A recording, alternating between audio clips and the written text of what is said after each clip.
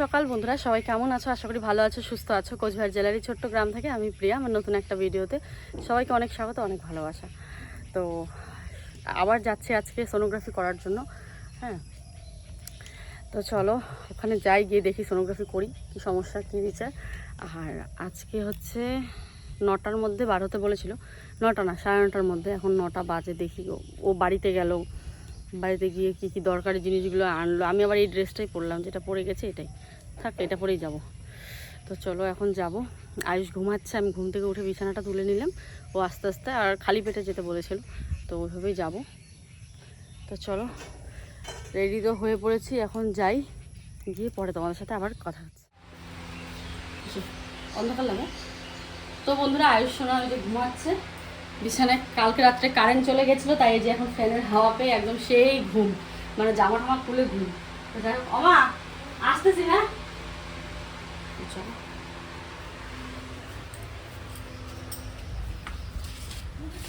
এই আমি কালো মোবাইলটা বের করছিলাম, বোধ হয় নাকি ও না আছে। রিপোর্টটা তো সব ওইখানেই জমা না?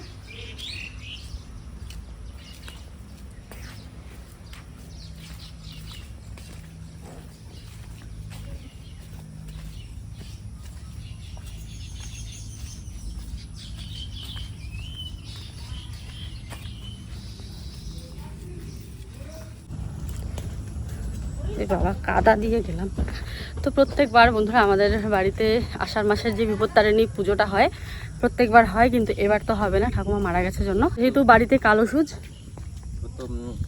হ্যাঁ এই যে কি বারে জানো এসে গেছিল, তো হয়। এবারও ভেবেছিলাম মূর্তি দেবো মায়ের, কিন্তু হলো না। যাই হোক, সামনের বার মা আমাকে বলেছে তুই বাড়িতে একটু তেল পান দে। তো আমার এই যে শরীরের অবস্থা, দেখা যাক যদি কবে হয়। মাকে তাও আমি একবার জিজ্ঞাসা করবো যদি তেল পানটা দেওয়া যায়। তো চলো, মানে ওই বাড়িতে, আমার শ্বশুর বাড়িতে, এখানে নয়। তো চলো। কালো সুজ মানে কি? ঠাকুমা মারা গেছে 1 বছর, যে অসুস্থ থাকে।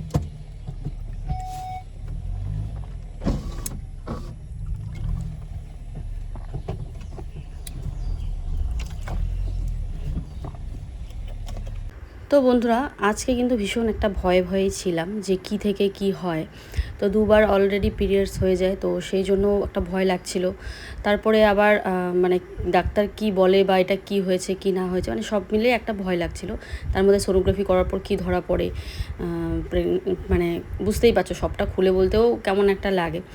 তো দেখা যাক, আলট্রাসোনোগ্রাফি করার পরই বোঝা যাবে যে কি আছে কি না আছে। তো বন্ধুরা, সেই আমরা 10:30টায় ঢুকেছিলাম, এখন 1:18 বাজে বার হলাম। আমাকে দুবার ইউএসজি করালো। প্রথমে একবার করালো, তারপর বললো আধা ঘন্টা বসে থাকো, তারপরে আবার। তো চলো, এখন ভীষণ খিদে পেয়ে গেছে সকাল থেকে না খাওয়া, আর এই জল খেয়ে খেয়ে পেটটা একদম ফেটে যাচ্ছে। তো এখন হচ্ছে ভাত ঠাত খেয়ে দে, তারপরে রিপোর্ট নিয়ে ডাক্তার এখানে যাব দেখাতে। তো চলো এখন খাবো ভাত।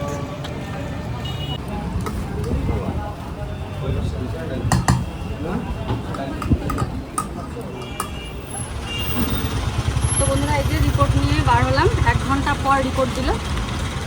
তো অনেকক্ষণ থেকে ওই ডক্টরের ওখানে অনেকেই বলছিল যে আমাকে নাকি চিনে মানে আমাকে ডিরেক্ট বলছিল না, বলে কি না ভিডিওতে দেখে অন্যরকম, বলে না এ হতে পারে না, এক রকমের অনেক মানুষ থাকে।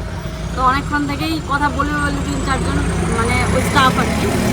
তো আমি তো বুঝে গেছিলাম। তো তারপরে অনেকক্ষণ থেকে বাইরে আছি রিপোর্ট নেওয়ার সময়, তারপর যখন নামটা বলছিলাম, তারপরে বলে ওর নামটা জানি, বলতে হবে না, মানে তারপরে আমার সাথে কথা বললো, আয়ুষের কথা জিজ্ঞেস করলো। খুব ভালো লাগে। তো চলো এখন যাচ্ছি ডাক্তারের এখানে রিপোর্টটা দেখাতে। রিপোর্ট দেখিয়ে এসে একবারে বাড়িতে গিয়ে তোমাদের সাথে কথা হচ্ছে। তো বন্ধুরা, এই মাত্র বাড়িতে আসলাম, আবার বাড়ি চলে যাব। তো এখানে এসে একটুখানি রেস্ট নেওয়া, বাড়িতে গেলেই তো আবার কাজ বাজ শুরু। তো এই মাত্র আসলাম, এসে এই স্নান টান করলাম, স্নান টান করে নিয়ে ফ্রেশ হলাম। ফ্রেশ হয়ে এবার একটুখানি রেস্ট নেব, রেস্ট নিয়ে চলে যাবো। মা ভাত খেতে বলছে, কারণ ভাত ঠাক তো খেয়েই আসলাম। আর রিপোর্ট গিয়ে দেখি ডাক্তার নেই। আমি কই এ বাবা, আবার কি কালকে আসতে হবে? কারণ কোচবিহার তো আমাদের বাড়ির থেকে দূর আছে, তো আবার কালকে আসতে হবে। তো অনেকক্ষণ মানে খুব খারাপ লাগছিলো, মনটা বসে আছি পাখার নিচে, যে ধুর আর কালকে আসবোই না। মানে এমন আসতে তো হতো, রিপোর্ট না দেখাতেই হতো, তো মানে এরকম ইয়ে হচ্ছিল। তো বন্ধুরা, ডাক্তার এখানে গিয়ে রিপোর্টটা দেখানোর পর ডাক্তার বলে না, একদম নেগেটিভই এসেছে সব রিপোর্ট। মানে পজিটিভ কোনো ইয়ে নেই আর কি। কিন্তু আমরা যেটা ভেবেছিলাম এবার হয়তো পজিটিভ আসবে, আর এবার যদি পজিটিভ আসে তাহলে আমাদের যা হয় দেখা যাবে, মানে আমরা নিয়ে নেবো আর কি। তো সব কথা তো খুলে বলা যায় না, বলতেও নিজেকে কেমন লাগে, পরিবারের কত মানুষ দেখে ভিডিও। তো যেটা ভাবা যায় সেটা তো হয় না বন্ধুরা, আর যেটা যেটা যখন ভাবি না তখন দেখবে আবার পজিটিভ হয়, আবার যখন ভাবি কিছু চিন্তাভাবনা করি ফিউচার প্ল্যান নিয়ে ভাবনা চিন্তা করি তখন আবার সেটা হয় না। তো সব রিপোর্ট নেগেটিভ আসে। আর পিরিয়ডসের প্রবলেমটা বললো এটা একটা খুব খারাপ জিনিস, যার জন্য আমাদেরকে ওষুধও দেয়, অনেক কিছু দেয় ওষুধ। আর এই প্রবলেমটার জন্যই এবার এরকম হয়েছে। তো তোমাদেরকে আমি প্রেগনেন্সি টেস্টের রিপোর্টটা প্রেগনেন্সি কিটের যে টেস্টটা আমি সবার লাস্টে দিয়ে দেবো, তোমরা দেখতে পারবে, কালকে দেখানো হয়নি। তো চলো, আমার মনে তো ভাবনা ছিল যে না এবার হয়তো পজিটিভ হবে, কিন্তু না, সেরকম কিছু হয়নি, ডাক্তার বলেছে। তো যাই হোক বন্ধুরা, চলো কি করার আছে, কিছু করার নেই, ঠাকুরের নাম করে আবার এগিয়ে যেতে হবে, দেখা যাক পরবর্তীতে কি হয়। তো এই জিনিসগুলো নিয়ে এই একটা ভয়ে কিন্তু আমাদের থাকে, আমার শরীরের মধ্য দিয়ে যে কী যায় সেটা আমিই জানি। তো যাই হোক, পিঠে দেখে ভাইয়ের রিয়াকশান দেখো, জাস্ট ওয়াও ওয়াও করছিল আর কি। তো আমার শরীরের ভিতরে কি চলে, কি হয়, কী রকম সমস্যা আমার, সেটা আমি একমাত্র জানি, এটা কাউকে বুঝতেও দেই না। আমি কিন্তু কাজ করেই যাই সব সময়, আর এটা ভবিষ্যতেও করে যাব। তো চলো, মায়ের এখানে আছি, মা দেখো খুবই সুস্বাদু একটা পিঠে বানিয়েছে, বুনুর জন্যই বানিয়েছিল। তো বুনুর জন্য তো একা বানাবে না, আমরা সবাই আছি তাই না, সবার জন্যই দেখো কতগুলো করে বানিয়েছে। পরে সবার ঘরে ঘরে গিয়ে দিয়ে আসবে, আন্টিদের, পিসিদের। তো এই তো সবাই মিলে খেলে একটা মজাও কিন্তু অন্যরকম হয়। তো আমি আবার দুধ এনেছিলাম, আর মাও এনেছিল, আমি আবার পরে আরও 1 কেজি দুধ এনে দিয়েছি, কারণ মা বলেছিল একটু দুধ কম হয়েছে, তারপর আমি আবার দুধ এনে দিয়েছি। আর হচ্ছে একদিকে ভাইয়েরও শরীর ভালো না, বুকের ব্যথা, ওকেও ডাক্তার দেখাতে হয়। তো পাপা বলছে গুয়াহাটির থেকে, বাবা তো অনেক দিন থেকে এখানে আছে, তো গুয়াহাটি যাওয়ার পর তারপরে এসে ভাইকে ডাক্তার দেখাবে। তো আমি বললাম এতটা দেরি করলে চলবে না, ভাইয়ের অনেক দিন থেকেই বুকে ব্যথা, তো সেই জন্য পাপার হাতেও কিছু টাকা দিলাম যে না, আগে ডাক্তারটা গিয়ে তুমি দেখিয়ে আসো ভাইকে। আমরা সারাদিন তো ব্লগ করতে পারিনি, মায়ের ওখানে গিয়ে রেস্ট করলাম। তো আর কি ভিডিও করি বলো, সন্ধেবেলা ওই পিঠে চা এসব খেয়ে দিয়ে চলে আসলাম বাড়িতে। তো বাড়িতে এসে আজকে দুপুরবেলা আয়ুষ, মা রান্না করেছিল, কিন্তু আয়ুষ বলে আমি মাছ খাবো। তো মা বলে এত দুপুরবেলা কোথায় পাই, তো আমাদের তো মুরগি আছে, তোমরা জানোই খামার বাড়িতে আমাদের মুরগি আছে, তো ডিম দেয় এখনও, তো সেই মুরগিগুলোর ডিম ছিল, তো ডিম অমলেট করে দিল, পরে খেলো। তো তারপর আমার খুব খারাপ লাগলো, যাচ্ছে কালকে মাছ খেয়েছো? কালকেও বোধহয় মাছ খাওয়া হয়নি না? যাই হোক, 2-3 দিন থেকে মাছ খাওয়া হচ্ছে না, যদিও বা আজকে বাবাকে পাঠিয়েছিল। আসলে আমাদের স্কুটির মানে কি বা কাগজের সমস্যা, তো পাপা বেরোতে চায় না ওই স্কুটির জন্য, রাস্তায় রাস্তায় পুলিশ থাকে এখন, তো কিছু সমস্যা আছে কাগজের, তো যেই জন্য মাছ আনতে পারেনি।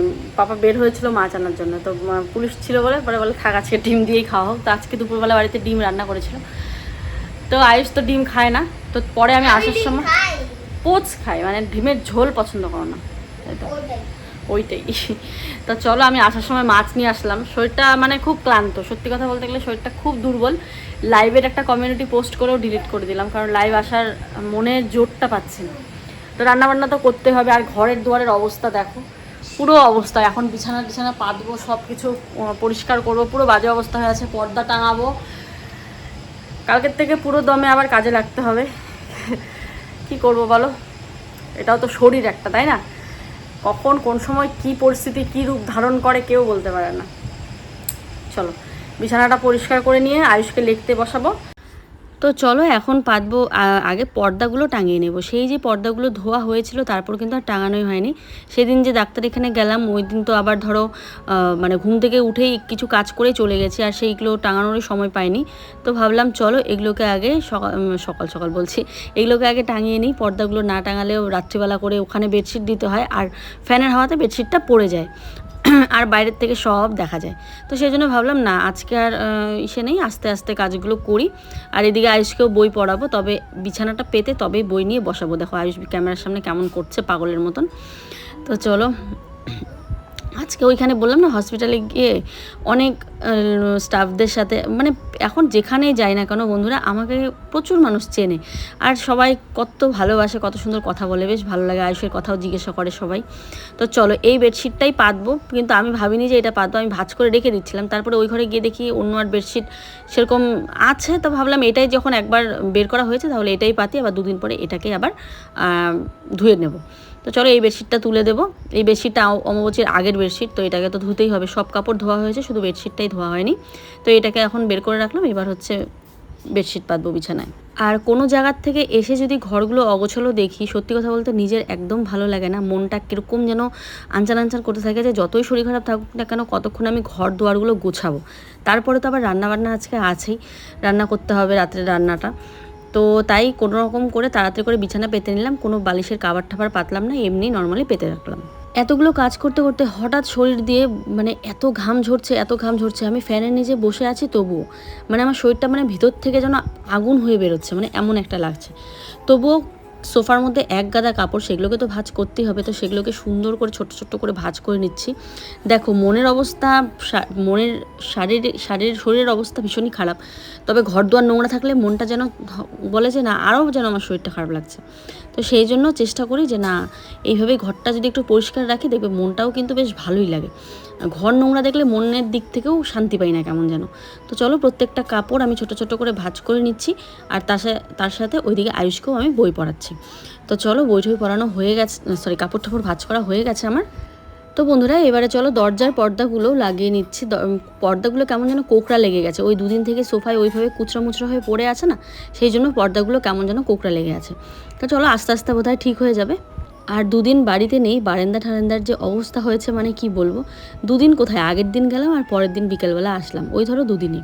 দেখো বৃষ্টিতে ভিজে আছে, তো এগুলোকেও ঝাড় ঠাড় দিয়ে একবার পরিষ্কার করে নেবো। তো বাইরের পর্দাটাও আমি টাঙিয়ে নিলাম। ঘর গোছানোর পর এই যে এক গাদা এখানে কাপড় বার হলো, এগুলোকে ধুবো কালকে। তো আমার ঘর পুরো গোছানো হয়ে গেছে, পর্দা টর্দা লাগানো হয়ে গেছে, এইদিকে সোফা গোছানো একদম পরিষ্কার, সব একদম পরিষ্কার হয়ে আছে। এবার হচ্ছে ঘরটা ঝাড় দিয়ে আমি রান্নাঘরে যাব। তো বন্ধুরা তোমরা বললে হয়তো বিশ্বাস করবে না, এত পরিমাণে গরম। আমি আরও একবার স্নান করলাম, আমি বেশিক্ষণ হয়নি স্নান করেছি বাড়িতে, এই তো ডাক্তার দেখিয়ে এসে স্নান করেছি। আমি আবারও স্নান করলাম, আমি কয়টা কাজ করতে জাস্ট ঘেমে গেলাম। আমি এখন ভাবছি স্নানটা বোধহয় রাতে শোয়ার আগে করলে ভালো হতো, কারণ এখনও তো আমার রান্না বাকি আছে, রান্না করার সময় তো ঘামবই, মানে কিছু কাজ না বুড়বকের মতো করি, কিন্তু আমি থাকতে পারছিলাম না, আমার গরমের মধ্যে শ্বাস বন্ধ হয়ে আসছিল। তাই স্নান করে আবার একটা কোথার থেকে একটা এরকম হাতা কাটা নাইটি বার করলাম, এটা নতুন কিন্তু, তবে এটা আজকের না, এটা সেই 2-2.5 বছর আগের। তোমরা ওই চেন্নাইতে যখন আমি আয়ুষকে নিয়ে প্রথম গেছিলাম চেন্নাইতে, তখন এই নাইটিটা পরেছিলাম, আমার নিজেরই মনে আছে। চেন্নাইতেই ফার্স্ট ভেঙেছিলাম, আর চেন্নাই থেকে বাড়িতে এসে রেখেছি, আর মনে নেই পরিও নি। তো আমি ভাবছি আমার সব নাইটিগুলো এরকম বড় বড় হাতা, গরম লাগে, হাতা কাটা নাইটি কি নেই, ভাবতে ভাবতে ভালো। আর একটা নাইটি তো অনেক দিনে কিনেছিলাম, সেই 2-2.5 বছর আগে। তো এই যে সেই নাইটি একদম নতুন নাইটিটা, খুব সুন্দর। তো এই নাইটিটাকে বার করে এখন পরলাম। তো চলো এখন করব হচ্ছে রান্না। চুলটা পুরো ভেজা, দেখো টাক দেখা যাচ্ছে, চুল পুরো ভেজা, কিন্তু আমার উপায় নেই খুলে রাখার মতন, গরমে পুরো আবার এই যে টিকিতে বেঁধে রেখেছি, এত গরম থাকা যায় না, এত গরম পড়ে গেছে। তো চলো এখন রান্না করবো, আর রান্না করতে করতে না জানি কয় ঘামবো কে জানে। আচ্ছা আমি মাছগুলো ধুয়ে, মোবাইলটা এখন চার্জ দিই, মাছগুলো ধুয়ে নিয়ে তারপরে দেখো 4 পিস মাছ আজকে শুধু রাতের জন্য। এরকম সুন্দর মাছগুলোর সাইজগুলো খুব সুন্দর, সাথে একটুখানি তেল এনেছে, তো এটাকেও ধুয়ে নিলাম, পেঁয়াজ দিয়ে করব। আর এই দেখো একটু বই কচু এনেছে, বা মুখী কচু বলো আর বই কচু বলো, যাই বলো না কেন, আমরা মুখী কচু বলি। তো এই যে, বা অনেকে গাটি কচু বলে, তো এই যে গাটি কচু বা মুখী কচু যেটাই হোক না কেন, এটাকে আমি এখন ভালো করে ধুয়ে নিয়ে আসবো। এটাকে আমি এখন সেদ্ধ করবো, খুব ইচ্ছে করছে মাছের ঝোলটা আমি এরকম কচু দিয়ে খাবো, তো ভালো লাগবে, আয়ুষও পছন্দ করে। তো চলো কচুটাকে ধুয়ে নিয়ে আসি। তো চলো, ওর জন্যই আজকে মাছ আনা, না হলে এসে সিদ্ধ ভাত করতাম। তো দুপুরবেলা সেরকম একটা খাওয়া হয়নি ছেলেটার, তো সেই জন্য ভাবলাম চলো মাছ একটুখানি নিয়ে আসি। কথা বলি বন্ধুরা, এই যে ভাবছিলাম না যে স্নানের পর আমি রান্না করতে গিয়ে ঘেমে যাব, দেখো আমার শরীর দেখে মনে হচ্ছে শরীর দিয়ে ঘাম ছুটছে, একদম না, একদম পরিষ্কার আছে। কারণ কি বলতো, ওই যে একটা রিফ্রেশ, স্নান করার পর একটা ঠান্ডা ঠান্ডা, এই যে শরীরটা ঠান্ডা হয়ে যাওয়া, এই জন্যই বোধহয় ঘাম বার হচ্ছে না, আমার এক ফোঁটাও গরম লাগছে না, বরং আরাম লাগছে কাজ করতে। তো যাই হোক, আমি ভেবেছি ঘামে বোধহয় একদম অঝরে ঘেমে যাব। তো আমার শরীরটা এখন একটু ফ্রেশ আছে, তবে শরীরের কন্ডিশন খুব একটা ভালো না, কিন্তু চেষ্টা করছি, কারণ কালকে থেকে আমাকে আবার জোর কদমে কাজ করতে হবে, লাইভ হচ্ছে না, প্রোডাক্টগুলো নিয়ে আসা, তো সেই জন্য আমাকে সুস্থ হতেই হবে, যেভাবেই হোক না কেন। আমার শরীর যদি না চায়, আমার মন চায় যে আমি সুস্থ হবই, তো সেই জন্য আমাকে সুস্থ হতেই হবে, এইভাবে কাজ করছি। আমি শুয়ে বসে থাকার মতো মেয়ে একদমই না, কারণ সত্যি যখন খুব যাতে কিছুতে, তখনই আমি বিছানায় পড়ে যাই। চলো যাই হোক, সব কিছু দূরে ফেলে আমি ঝটপট করে রান্না করি আর ভিডিওটা তোমাদের সাথে শেয়ার করি। মোদ্দা কথা হলো আসলে খুব সহজে কোনো একটা রোগ আমাকে কাবু করতে পারে না। ওরাও এসে ভয় পায় যে সত্যি ওকে কি কাবু করা যাবে, কারণ ও যে পরিমাণে পরিশ্রম করে। তো যাই হোক, কিন্তু সেটা তো বলে কই আসে না, অসুখ জিনিসটা কখন কার জীবনে আসে। তো চলো এবার হচ্ছে মন প্রাণ খুলে রান্নাটাকে করি। চলো তো মাছের ঝোলটা আজকে একটা জবরদস্তভাবে বানাবো, টেস্টি করে বানানোর চেষ্টা করব। দেখো এখানে পেঁয়াজ কেটে নিচ্ছি, এটা হচ্ছে এই মাছের তেলের জন্য। মাছের তেলে তো পেঁয়াজ দিতেই হবে, তাই না? আর একবারেই দেবো আজকে, কোনো আলাদা আলাদা ভেজে না, মানে যত শর্টকাটে রান্নাটা করা যায়। পেঁয়াজ কেটে নিচ্ছি, তার সাথে দিয়ে দেবো লঙ্কা। আর রাতের বেলা খুব একটা বেশি আমাদের কিন্তু রান্না করা হয় না, ওই দুপুরে যা থাকে তা দিয়ে হয়। তো আজকে রাতের বেলা অনেক দিন পর রান্না করছি। আগে করতে হতো যখন আয়ুষের বাবা ওই কুরিয়ার বয়ের কাজ করতো, তখন কিন্তু রাতে আমাকে গরম গরম রান্না করতে হতো। তো এখন আর সেটা করতে হয় না, ওই দুপুরবেলাতে যেটা করি সেটা দিয়েই হয়ে যায়। আসলে আয়ুষের বাবা যখন কুরিয়ার বয়ের কাজ করতো আজ থেকে 3-4 বছর আগে, তখন কি হতো, ওই সকালবেলা ওকে কিছু একটা ভাত তরকারি করে দিতাম, ওটা দিয়ে আমাদের দুপুরে হয়ে যেত। তো ওটা দিয়ে তো রাতে করা যায় না, আর তখনকার রান্নাবান্নাগুলো সেই ভোর 6টার দিকে উঠে রান্না করতে হতো। তো সেই জন্য ভোর 6টার রান্না ওই দুপুর অবধি আমি আর ছেলে মিলেই খেতাম। আয়ুষের বাবা বাড়িতে থাকতো না, ও তো সকালে খেয়ে যেত। এবার রাতে তো আর ওই সবজি দিয়ে খাওয়া যায় না, তখন আর কি আমাকে রাতের বেলা করে রান্না করতে হতো। তো বেশ কয়েক বছর থেকে আমাকে রাতে সেরকম একটা রান্না করতে হয় না, তবে মাঝে মধ্যে করি। কিন্তু আজকে আবার হঠাৎ অনেক দিন পর রান্না করে বেশ ভালোই লাগছে, যেন রাতে রান্নার একটা মজা অন্যরকম, যে গরম গরম খাওয়া বেশ ভালো লাগে। তো চলো, মানে আগে রেগুলার হতো, আর এখন সেটা রেগুলার হয় না, এখন মাঝে মধ্যে রাতে রান্না হয়। কচুগুলো এতক্ষণ থেকে সেদ্ধ করলাম, দেখো সব কচু সেদ্ধই হয়নি ভালোভাবে। তো 2-1টা কচু সেদ্ধ হয়েছে, তারপরে বেশিরভাগগুলো কিন্তু সেদ্ধ হয়নি। কিন্তু কি করব, অনেকক্ষণ থেকে সেদ্ধ হচ্ছে, বাকিগুলো তো নরম হয়ে যাচ্ছে। তো চলো এবারে এই যে কড়াইটা বসিয়ে নিয়েছি, এবারে হচ্ছে একটু হালকা জিরে ফোড়ন দিয়ে নিলাম, আর অল্প করেই তেল দিলাম। তেল সেরকম একটা নেই, তো সেই জন্য অল্প করে তেল দিয়ে। আর রান্নাই বা কয়জনের, 2-3 জনের রান্না, বাবা, আমি আর আয়ুষের পাপা আর আয়ুষ, 4 জন। তো এবারে চলো একটু জিরে ফোড়ন দিয়ে দিলাম, আর একটু টমেটো দিয়ে দিলাম কচু। কচু দিয়ে এবার ভালো করে নাড়াচাড়া দেবো, হলুদ লবণ দিয়ে। দেখো কচু একদম কিন্তু অল্প করেই কচু। তো চলো এবার নাড়াচাড়া দিয়ে ভালো করে ভেজে নিয়ে মশলাটা দিয়ে দেবো, যে মশলাটা করলাম পেঁয়াজ বাটা, লঙ্কা বাটার আর জিরে গুঁড়োর যে মশলাটা করলাম সেটাই দিয়ে দেবো। দিয়ে ভালো করে কচুটাকে কষিয়ে নেব। ভালো করে কষিয়ে নিয়ে দিয়ে দেবো হচ্ছে জল। তো ওই তো মশলা ধোয়া যে জলটা আছে সেই জলটাকে ভালো করে দিয়ে নেবো। আর একটু হালকা লঙ্কার গুঁড়ো দেবো, না হলে একদম সাদা ভ্যাটভ্যাটা হবে দেখতে। তো হালকা করে লঙ্কার গুঁড়ো একটুখানি দেবো। আর আয়ুষের জন্য না আমি মাছ ভাজা উঠিয়ে রেখেছি। ও মাছ ভাজা আর মাছের তেল, মানে ওই যেই মাছে আমি যেই তেলে মাছ ভাজি সেই তেল আর মাছ ভাজা ও ভীষণ ভালোবাসে। তো ওই যে দেখো হাঁড়ির উপরে বাটিতে ওর জন্য রাখা আছে, জানি না ও ঝোল কতটা খাবে, ওটা দেখলে ওটা দিয়েই ও খেয়ে নেবে আর কি। তো দিয়ে দিলাম, এবারে হচ্ছে কষানো হয়ে গেছে, এবারে দিয়ে দিব হচ্ছে পরিমাণ মতো ঝোল মাছে আর কি। আর আমার মোবাইলটা গরম হয়ে যাওয়ায় ফ্ল্যাশটা জ্বলছে না, এটাকে আবার ফ্রিজের ভিতর ঢুকিয়ে রেখেছিলাম, আইফোনটাই। জানি না কেন এত মোবাইলটা গরম হয়ে যায়। তো বন্ধুরা, আমার ঝোলটা কি সুন্দর টকবক টকবক করে ফুটছে। আর এই যে 3টে মাছ দিয়ে দিলাম, এখন গিয়ে বাবাকে চলো। আর আয়ুষের জন্য ভাজা মাছ নামিয়ে রেখেছি, ও তো ঝোলের মাছ খাবে না বললো, তো ওর জন্য একটু মুচমুচে করে মাছটা ভেজে নামিয়ে রেখেছি। তো এই হচ্ছে আমাদের আজকের মাছের ঝোল। কচু টচু সব সেদ্ধ হয়ে গেছে মোটামুটি। এরকম কচুগুলো ভালো না, যে কিছু কচু সেদ্ধই হয় না, তো জ্বালাটা কেমন, কিছু কচু সেদ্ধই হয় না।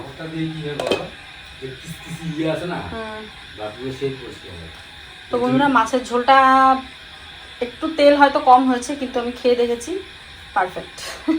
অনেকে বললে নিজের রান্না বলো, দেখো যেটা ভালো হয় সেটা বলি, আবার যেটা ভালো হয় না সেটাও বলি। সেদিন বলেছিলাম বুটের ডালটা কি জঘন্য হয়েছিল, ঠিক আছে, যেটা ভালো হয় না সেটা বলি, আর যেটা ভালো হয় সেটাও বলি। তো দুটো মিলিয়ে আর কি। তো চলো এবার হচ্ছে মাছের তেলটা একটুখানি আছে, মাছের তেলটা করলে ব্যাস রান্না শেষ। তো দেখো মাছের তেলটাও হয়ে গেছে, একটু ভাত দিয়েছি সাথে। অনেকেই ভাত দিয়ে খেয়েছো, অনেকেই খাওনি ভাত। লাস্টে মাছের তেল ভাজার পর একটু হাঁড়ির থেকে ভাত নিয়ে ভাতটাকে একটু ভালো করে ভেজে নিই। চলো আজকের ভিডিওটা এই পর্যন্তই। ভালো লাগলে লাইক কমেন্ট শেয়ার করে ফিরে আসছে আগামীকাল আরও একটা ভিডিও নিয়ে। সবাই ভালো থেকো, সুস্থ থেকো, টাটা। আর এই সেই টেস্ট করার সময় পুরো ভিডিওটা যেটা আমি করেছিলাম তোমাদেরকে আমি দেখাবো। তো দেখো মন দিয়ে, অনেকেই অনেক ভুল ভেবেছো, কমেন্ট বক্সটা আমাকে অফ করে দিতে হয়েছে কালকের। আর সারাদিন ছিল, আমি আজকে সকালে অফ করেছি, কারণ সাধারণ একটা কমেন্টের জন্য কিন্তু আমার ভিউয়ার্সদের প্রতি নেগেটিভ ভাবনা চিন্তা পড়তে পারে, যার জন্য আমি কমেন্টটা অফ করে দিয়েছি। আর আজকের হচ্ছে এই তার প্রমাণ। তো অনেক সময় প্রমাণ দেখিয়ে কাজ করলে সবাই বিশ্বাস করে মুখে বলার থেকে, তাই না?